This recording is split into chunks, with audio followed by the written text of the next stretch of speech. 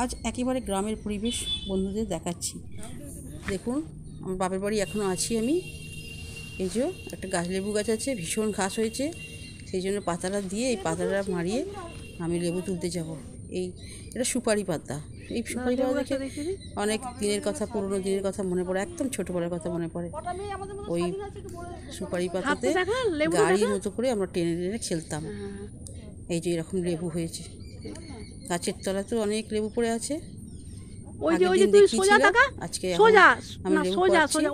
আমার দিদিরা আছে, বোন আছে সঙ্গে, আমি পাচ্ছি।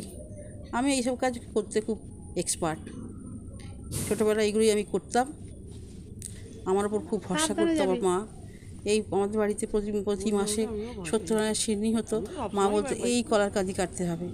3-4 দিন আমাকে বলতো, আমি একদম ড্যাং ড্যাং করে গিয়ে কলার কাঁদিটা কেটে নিয়ে চলে আসতাম। তারপর ওইটা পাকা দিয়ে দিত, সিন্নিতে দরকার হতো। যাই হোক, এখন লেবু পাচ্ছি আমি গাছ থেকে। সব লেবুগুলোই তুলে নেবো, কারণ লেবুগুলো সব পড়ে এখানে নষ্ট হয়ে গেছে, পচে গেছে, গাছের তলায় পড়ে আছে। সেই জন্য যেগুলো আছে আমরা সব তুলে নেব। ভালো জিনিস। আমার ভাইয়ের বউ এসব দেখে না, ওসব ভালো লাগে না, ঘরের মধ্যে থাকে। ভাই কত দেখবে, আর একটা ভাই, সে কত আর দেখবে। তাই আমরা এসে এগুলো সব তুলে দিচ্ছি। অনেকদিন পরে বাবার বাড়ি আসলাম। খুব স্বাধীনতা আমাদের। বিয়ের পর অনেক মেয়েদের স্বাধীনতা থাকে না, কিন্তু আমাদের ভীষণ স্বাধীনতা বাবার বাড়িতে। আমরা আমাদের মতো থাকি, খাই, করি, সব কিছু আমার নিজেদের ইচ্ছা হয়। যাই হোক, লেবুগুলো পাড়া হলো। এই দেখুন, একটা বড় কাঁদি, সিঙ্গাপুরি কাঁদি, এটা কেটে দিয়েছে। এটা একটা হনুমান, ভীষণ হনুমানের অত্যাচার। রাত্রিবেলা বুনো শুয়োর আসছে, আর দিনের বেলা হনুমান। তা গ্রামের লোকেরা কী করে গ্রামে চাষ করে খাবে বলুন? হ্যাঁ, কত বড় একটা কাঁদি নষ্ট হয়ে গেল।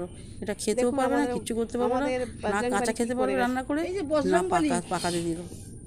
হ্যাঁ, খুব কষ্ট হয় দেখলে।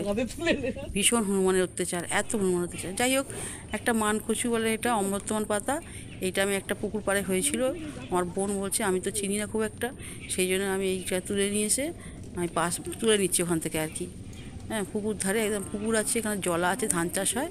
এইগুলো আমার বাবার এইসব জায়গা। এখান থেকে তুলে নিয়ে একটু ভালো জায়গায়, পরিষ্কার জায়গায় বসাবো। আর আমিও বাড়িতে নিয়ে যাব, আমার দিদি নিয়ে যাবে, বোন নিয়ে যাবে, নিয়ে গিয়ে বাড়িতে বসাবো। এবার পরিষ্কার জায়গায় আমরা তুলে নিয়ে যাবো, সেখানে গিয়ে বসিয়ে দেবো।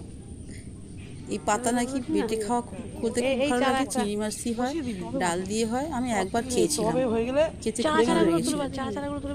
গ্রামের মেয়ে হলে কী হবে, অনেক কিছুই চিনি না, জানি না, পাতা চিনি না, খাইও না।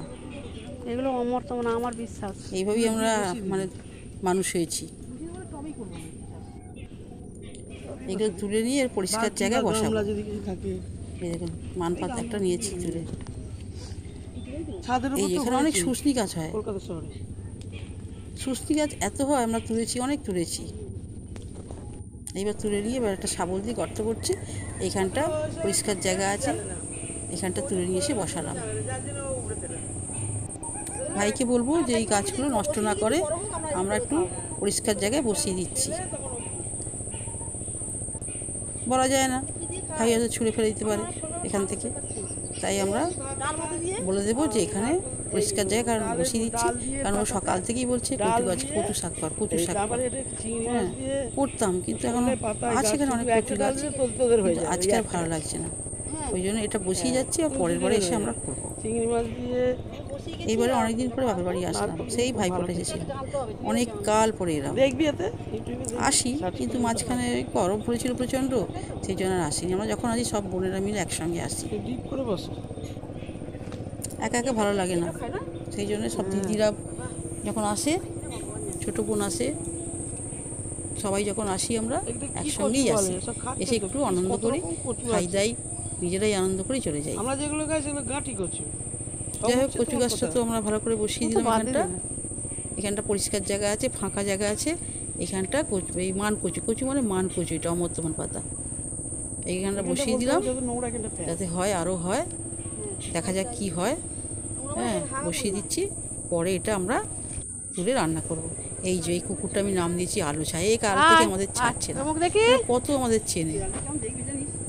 আমরা এসেছি, আমাদের সঙ্গেই আছে, এখানে বসে আছে একা একা। যাই হোক, খুবই আনন্দ করলাম, মাছ ধরলো, ছিপ নিয়ে বসলাম। এবার তাল, বাবার গাছে তাল, আমাদের তাল গাছ আছে, তাল নিয়ে এবার তাল চাচা হচ্ছে। 3 জন মিলে আমাকে বসে আছে এখানে। এই যে আমার বড়দি করছে, মাখছে, মানে গোলা যেটা ফুলুরির ব্যাটার তৈরি করছে, আর আমরা তাল চাচি দিচ্ছি। এই যে তাল চাচা একটা আমার বোন একটা ফুটো পুরো ডিশে করছে, আর আমি থালাতে করছি। খুব কষ্ট হয় যে থালাতে করছি তো আমার হাতে ব্যথা লাগছে, ফুটো ফুটো ডিশে করছে। চাল টাল সব খেয়ে তারপরে আমরা যাবো, ফুলুরি হবে, ফুলুরি করবো, ফুলুরি নিয়ে যাবো বাড়ির জন্যে। খুব আনন্দ করলাম বাড়ি এসে। তাহলে ভিডিওটা এই পর্যন্ত বন্ধুরা, ভালো থাকবেন, সুস্থ থাকবেন, আবার পরের ভিডিও দেখা হবে।